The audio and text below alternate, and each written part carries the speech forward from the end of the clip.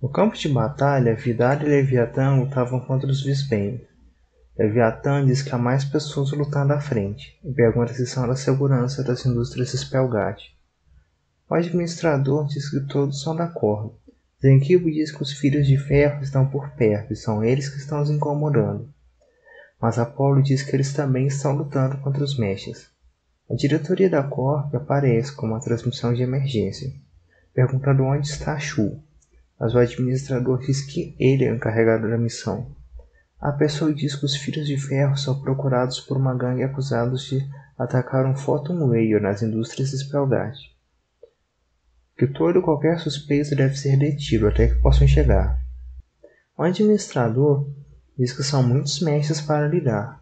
A pessoa diz que o perímetro já foi cercado e os civis evacuados.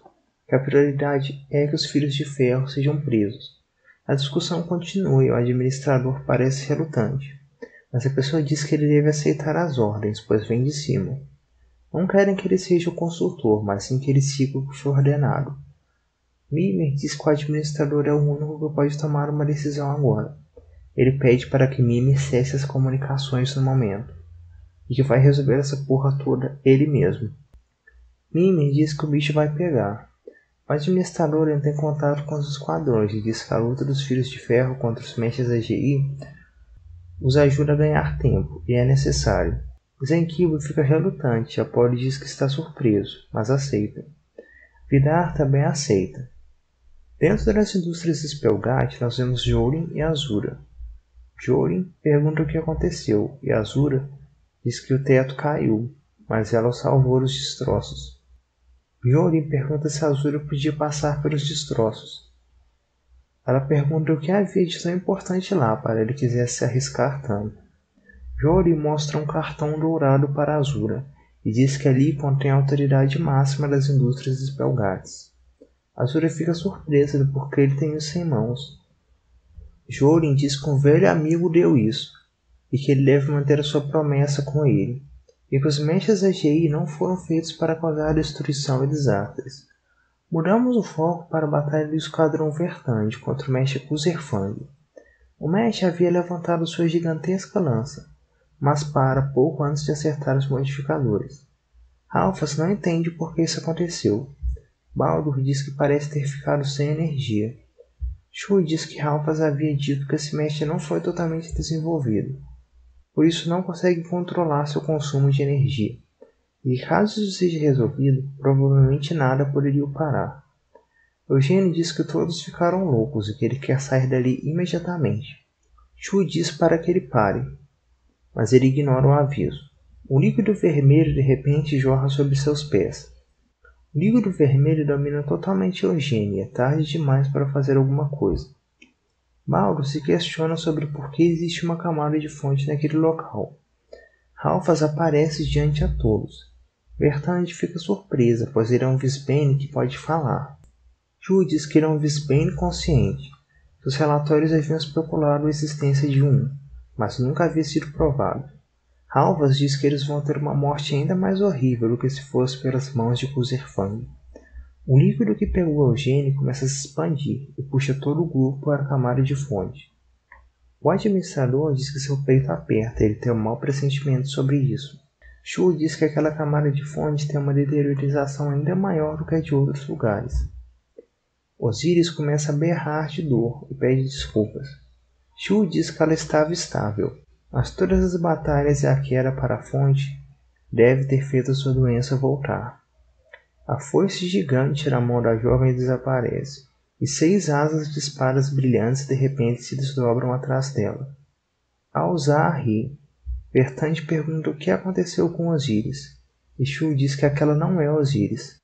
Alzar diz que ver velhos amigos ao despertar é agradável, e que eles a deram uma bela boa noite de sono. Bertrand, sem entender, pergunta novamente o que aconteceu. Baldur diz que essa é a dupla personalidade de Osiris. Alzar ironiza, dizendo que é uma pena que Shu não poderia remover cirurgicamente.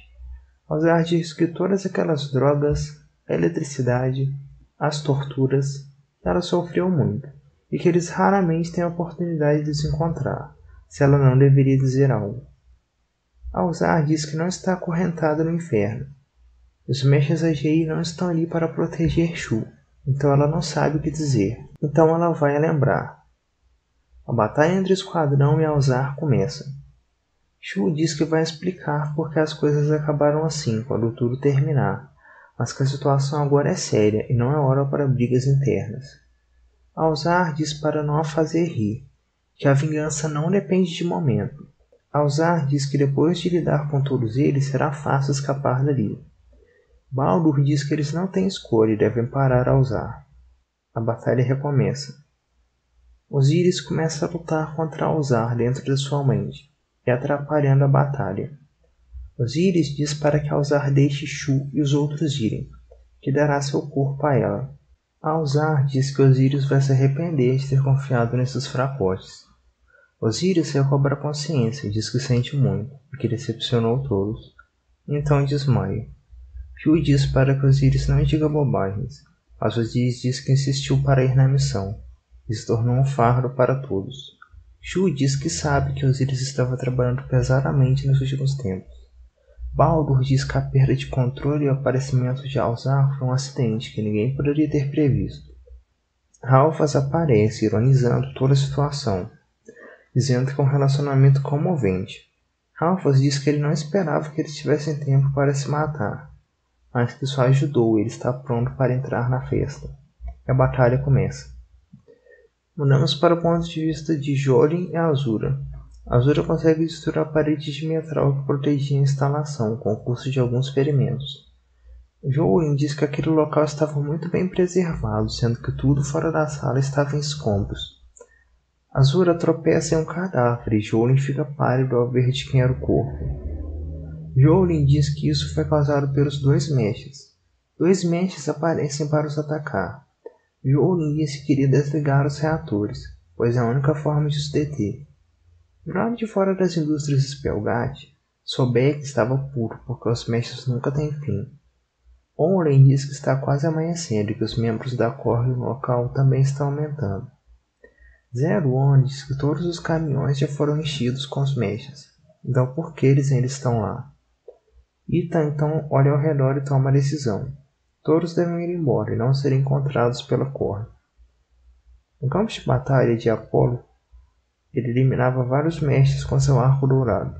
Zenkibo e Leviatã também estavam na cobertura. No entanto, sem a ajuda dos Filhos de Ferro, os mestres aumentaram e muitos começaram a escapar. Mimir diz para que o administrador desista, senão todos ficarão em perigo. Mas antes que o administrador pudesse dar a ordem, todos os mestres AZI simplesmente param de funcionar do nada. Mimir diz que é um milagre. O plano de Jolin e Azura havia dado certo. Apollo estava hesitante e vai investigar a situação. Ele diz que alguém parece ter cortado sua fonte de alimentação. Todos ficam sem saber quem poderia ter feito isso.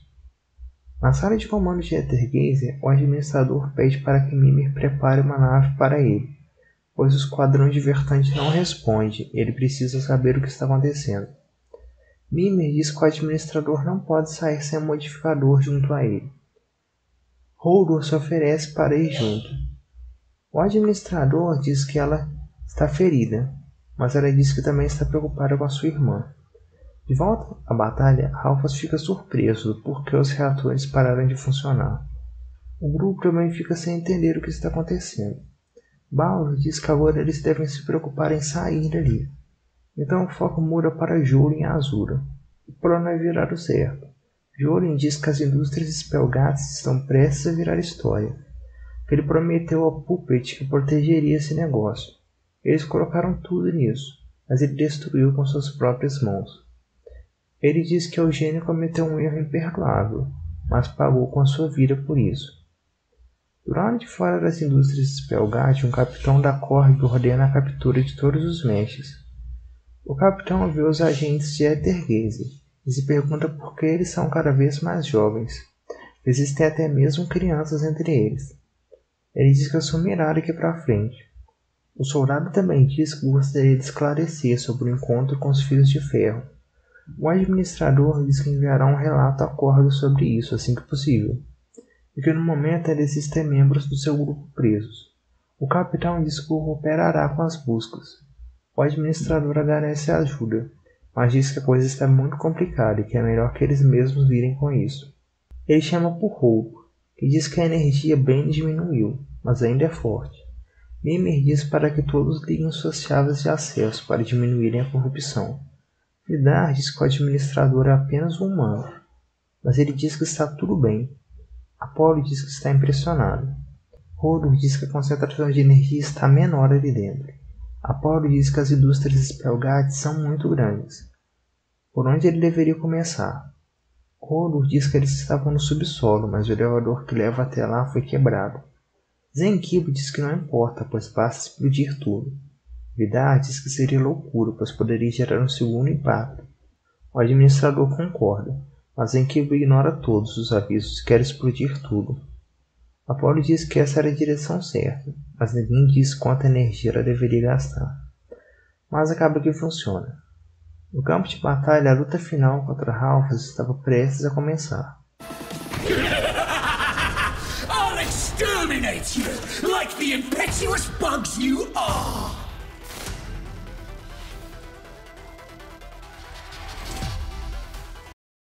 Ralphus finalmente é derrotado. Uma forma monstruosa aparece diante das chamas de seu mestre destruído. Essa é a verdadeira forma de Ralphus. Vertande diz que isso é por Osiris, Milhansa e todas as pessoas inocentes envolvidas nesse acidente, e dá o golpe final. Apolo e Zenkibo abrem um portal para que o grupo volte das camadas da fonte. Eles contam tudo o que aconteceu. Apolo fica surpreso. Hodor fica feliz por todos estarem bem. Baldur diz que não esperava que Hodor e o administrador viessem. O administrador pergunta como Osiris está. Shur diz que nada bem e que ainda não havia acordado. Zenkibo diz que ele é familiar, se referindo a Eugênio. Shur diz que ele não é responsável por tudo, mas ainda deve ser preso. Baldur então pergunta quem desativou os mestres AGI. É então que Jorin e Azura aparecem. Azura diz que Jorin arriscou a sua vida para parar os mestres. Jorin cumprimenta todos, mas se espanta ao ver Eugênio naquele local. Isso deveria ser impossível. Ele pergunta quem era aquela pessoa à sua frente. O homem que roubou a aparência de Eugênio ri como se tivesse sido pego em uma mentira. Todos ficam em alerta. O homem ataca fortemente Baldur. Vidar pergunta o que Eugênio fez a Baldur. Ele diz que deveria ter a matado. O administrador pergunta quem é ele. Jorin diz que se lembra da risada dele. Foi ele quem foi falar há 3 anos atrás com Eugênio. Então a Vertande completa. Novik, um Visbane inteligente. Novik não nega e diz que é um bom palpite. Ele diz que eles venceram desta vez, mas algo grande ainda os aguarda. Shur diz que as lesões de Baldur não são nada boas, pois a energia bem está nelas. Novik diz que é um presente de despedida e vai embora. Horas depois, na sede de Aethergase, Shur diz que a vida de Baldur não corre risco, porém a equipe médica fez o seu máximo. Foi algo que eles nunca haviam experimentado. A energia Bane foi direto para o corpo de Baldur. Não pode ser removido por médicos nem pessoas com poderes divinos. Não é fatal, mas não sabem quando ela vai acordar. O administrador pergunta como está Osiris. Shur diz que ela acordou, mas não quer falar com ninguém. O administrador pergunta como as coisas acabaram assim. Shur diz que a Corte irá descobrir tudo. O inimigo os pegou desprevenido daquela vez, e podem ter mais deles. Ralphus, Novik e aquele grande que eles mencionaram. As coisas estão longe de terminar. Mimir diz que é uma chamada de emergência de outra zona Sephiroth. É Jin Eiko no Tokotachi do Esquadrão Sassanami. E assim se acaba o capítulo 5.